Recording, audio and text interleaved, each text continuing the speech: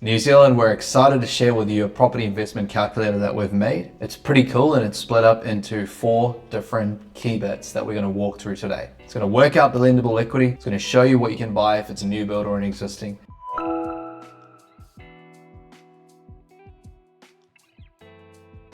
If you haven't got the calculator, please click on the link to download below. It's going to also show you if you can afford it from the bank's point of view. And then the last bit would be the weekly top up you'd have to do from your pocket to be able to service the property in real time, or if it's cash flow positive or neutral. So let's get stuck in. In this example, we've got a family home and an investment property. Now, the family home is valued at $1 million. The investment is valued at $580K. There is a mortgage that's on the family home of about $680.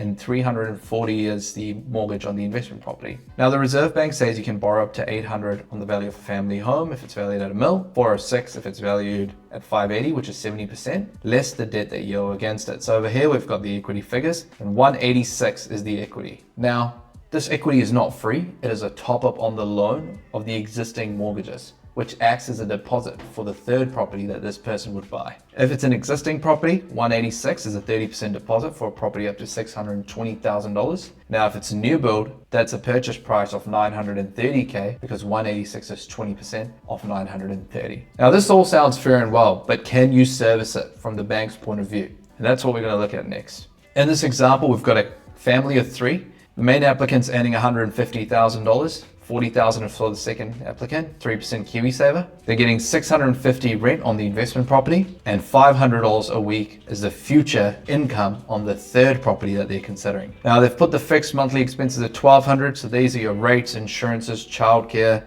BFT, Pilates, whatever the family does. And over here, we've got the current mortgage that's outstanding on the house, which should be the total sum of these two figures, which is actually at about $1,020,000. They've got a credit card at $5K and no other personal loans. Now, this calculator is saying you can borrow $544,000, almost $545,000 based on these figures. So even though if you were to buy a new build, the maximum you can go for is $544, even though you've got the equity. If you were looking at an existing property, you can purchase up to $620K based on equity, but what you can actually borrow is only $544. So this is a true number because this number shows you what you can actually borrow from the testing criteria. Moving on, let's say the client does buy a property for $545,000 and they lock in a 2-year rate and they want to pay principal and interest because it's good to pay down your debt. Then they're going to be paying a mortgage payment of $673.92 on this lending, which is 100% financed. If they're getting rates of about $2,500 charged against this property, $2,200 is the landlord insurance, 8% property manager, then essentially they're topping up $304 from their pocket each week.